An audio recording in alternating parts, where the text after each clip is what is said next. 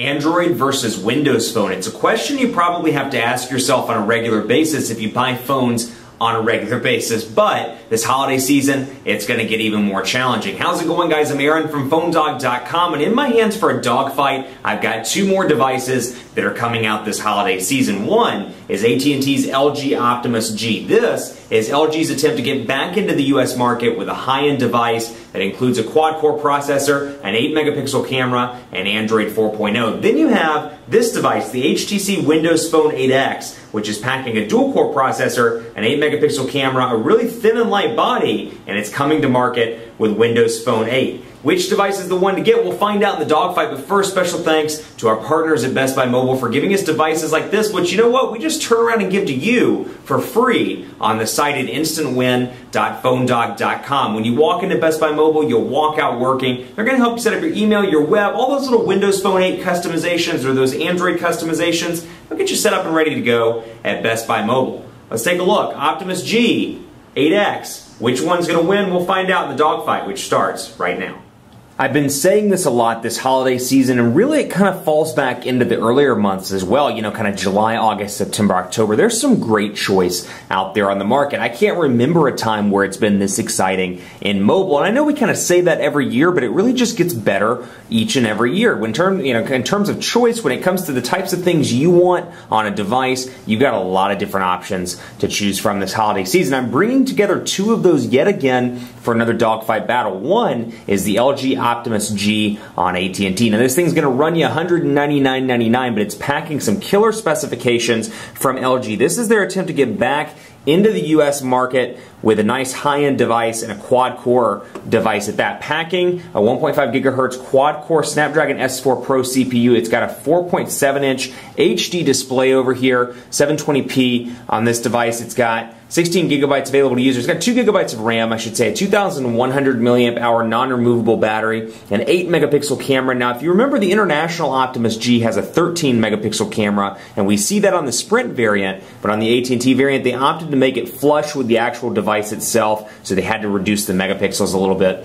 down to 8 megapixels. That's kind of the layman's definition of why it's 8 megapixels. 2,100 milliamp hour battery, like I said, 4G LTE connectivity on this device, and you're also running Android 4.0 with LG's custom user interface. So really a nice, well-spec device. $200. We're finally seeing quad-core devices come to the States on more than just flagship devices and just Nexus devices. We're seeing it in quite a few rolling out in time for the holiday season. Then you have the HTC Windows Phone 8X, and this thing is a new Windows Phone device running Windows Phone 8. Take a look at this. You can really see how beautiful it is all around. Really a thin, svelte, good-looking device here, and it's packing a 1.5 gigahertz dual-core Snapdragon S4 CPU, a 4.3-inch LCD display that's also HD, so 720p displays on both of these devices. And then you've got a 1,800 milliamp hour battery over here, 4G LTE connectivity, Windows Phone 8, like I said, and really a nice design in a couple of different colors. Now this thing retails for $199, the 16 gigabyte version. There's an 8 gigabyte version that'll retail for $99.99, but that's going to go head to head against the Lumia 920, which has a much better camera. At least Nokia would like you to think it has a much better camera. It has some other specifications that make it a little bit different from this device, although it's much thicker than the HTC 8X, and I'm just going to call it the 8X for short. So design-wise, you're looking at two different designs here. This one's very different than the international Optimus G. Just to give you a quick comparison here, take a look at the Sprint version, which is very similar to the international version. You've got kind of a similar look and feel here on the sides, kind of reminiscent of Galaxy S2 over here. You've got the 13 megapixel camera, so much different all around on this device. You've got a power button on the right side, nothing else, some chrome sides, which while they look beautiful, they are easy to get fingerprints on, a volume rocker over here. You've got a little flap here, which when I pull this flap out, it'll access the micro SD card slot and the micro SIM card slot. And then you've got a micro USB, a lot of micros. Micro USB charging port down here at the bottom, and a 3.5 millimeter headphone jack up top. Now, beautiful design here. Both batteries are non-removable, but you've got a really nice color scheme here. You've got this in what they call California blue. Then you've got kind of a yellowish green tint, which is going to come in the 8 gigabytes, and then you have a third color, which honestly, I pretend like I just had forgotten to tell you, but I actually can't remember the third color because there's so many different color variations of these Windows phones coming to different carriers. So there's a second 16 gigabyte color that's coming if you don't like blue. I want to say it's is it black? It's either black or red. I can't remember off the top of my head on AT&T side. But you got a micro SIM card slot, a volume rocker, a camera shortcut button here to access the 8-megapixel camera. Nothing on this side, but really a thin, beautiful looking device here all around. And then over here, you got a micro USB charging port on the bottom and a 3.5mm headphone jack up top. Now it's powered by Windows Phone 8, which has undergone significant kind of renovations since Windows Phone 7 and 7.5. You're noticing that the live tiles are different sizes here, really giving it more of a customizable look and feel all around in comparison to previous versions of Windows Phone. Now out of the gate, you do get AT&T applications on both of these devices. Take a look here, for example, Code Scanner, Family Map, Locker, Navigator, ready to go, Smart Wi-Fi,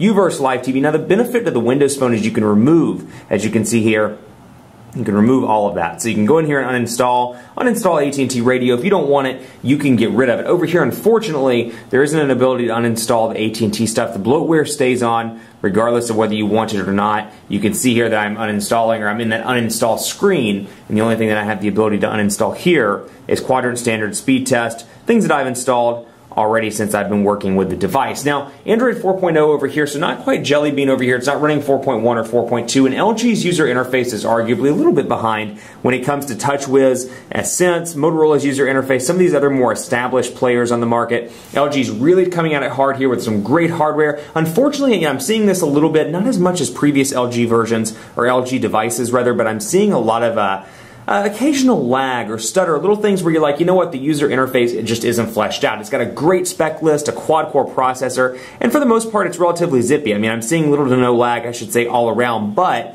every now and again, I'll see some lag, and I'm like, you know what, that's because LG's user interface isn't quite optimized with Android 4.0. It's kind of like what we saw with Sense back in the day and TouchWiz back in the day, where it was like, because of that user interface, it was kind of just copied and pasted on top of Android, as opposed to being a little bit more integrated into the overall flow of Android and the user interface experience. So I feel like that's what we're seeing here, and granted I could be wrong, but that's immediately what I thought. You know, you can see some areas where it falls behind in comparison to TouchWiz. That said, you know, this is a really nice device, a really awesome awesome revision from LG. It's nice to see them finally kind of competing in the US market with these high-end devices. I'm excited. Samsung, HTC, Apple, they all need competition.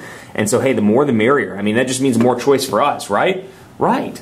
And so you got PhoneDog.com loading up over here. We'll load it up on this one as well.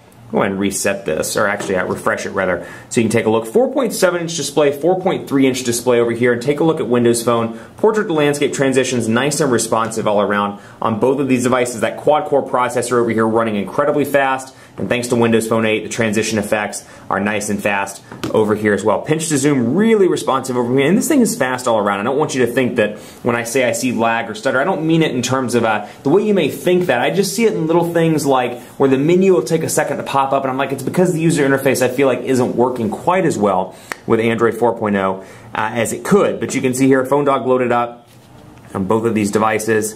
And so I can go down here, for example, and take a look at Taylor's Samsung Galaxy Note 2 video review, or maybe my Note 2 versus Galaxy S3 video. And we'll take a look at that really quickly here. For whatever reason, this one is not running on LTE right now, whereas I believe this one is, so I'm not quite sure what's going on there. But you've got 3 buttons down at the bottom. They're both capacitive devices, capacitive back, home, and then a search button rather down here. And over here you've got home, back, and then menu over here instead of the typical recent applications. Now you can access recent apps just by pressing and holding there and swiping to remove those right there. So it's quick and easy to use, don't get me wrong, but that said, a little bit of a different interface, a little bit of a different look and feel down here at the bottom as opposed to other Android devices. Having a physical menu button on an Android 4.0 device after working with recent apps is a little bit weird, but still nothing to complain about by any means. But very vibrant display here, 4.7 inches, 4.3. I still think 4.3 is a great sweet spot for a lot of people. I actually want to go back in here so you can take a look at tabs, just to give you a comparison of Google Chrome, which, as you may know if you've watched my Dogfight, is one of my new favorite Android web browsers. You can see here quick and easy transitions between the tabs, and the transition animations are really nice on this as well. And of course you have tabbed options over here on Windows Phone 8 as well. Let's take a look at the keyboards here, and I'm actually going to do something different. Instead of pulling up messaging like I typically would, we'll pull that up a little bit later because I actually want to show you over on the Optimus G. They do give you some personalization here. We'll go to Stephen Williams as a test contact, for example, and you'll see my background looks a little bit different here. Well, much like the Galaxy S3 and the Note 2, those devices running Android 4.0, I can come in here and change what's called the conversation skin, where it shows the bubbles look a little bit different. And I can come in here, for example, let's do You know what? It's snowing in the Northeast. Let's click on this one in celebration of snow, and I'll go back into Stephen Williams, and you can see the text bubbles look different, the background looks different. So you do have some customization with this device, and you get some nice customization with this one as well. I'll jump right into text in just a second, but I want to show you some of the improvements to Windows Phone 8, and we'll talk more about this in part 2, but some of those, and be sure to take a look, by the way, at the HTC 8X full review if you want to know more about this. This is more of a head-to-head between these two devices, but just to show you, the live tiles can be customized now. You can make it in that size, or you can make them smaller, or in select instances you can do, for example, email.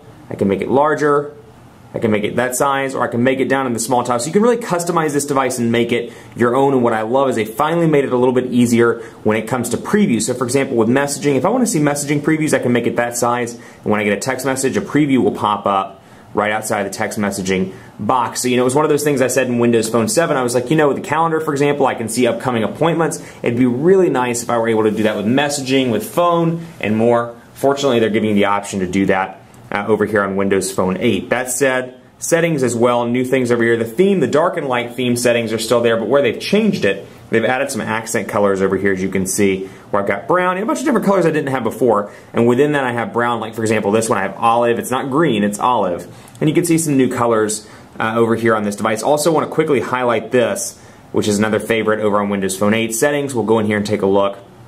And we'll go to lock screen. And you can see here the background is no longer just a photo. You can set it between Bing and HTC, and later on in 2013, you'll be able to set it to other things like Facebook, where when you turn the phone off and back on, you can have, in this case, an HTC background where it's showing, hey, the weather in Dallas is 66, it's sunny, so I see kind of a live replication, if you will, of what the weather looks like outside right now. That's a nice touch, and when Facebook and other applications pick up on this, you'll be able to select Facebook pictures and more. Over here, some of my favorites, you get the typical Android modifications over here. You'll notice as well, 7 home screens on this device out of the gate, and I've got some different customization choices. Press that down, set default, okay.